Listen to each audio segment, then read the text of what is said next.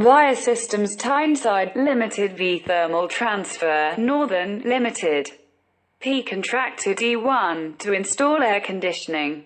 D2 was subcontracted to do the work by D3. D3 was contracted by D2 to do the fitting. Under D2's supervision, when D3's employee broke the fitting, P sued D1 under vicarious liability. CA rejected this claim, stating that vicarious liability applied to employees and not subcontractors. The correct approach was to ask whose negligent act caused the damage and whose responsibility it was to prevent the damage occurring. The CEA held for the first time that dual vicarious liability was possible.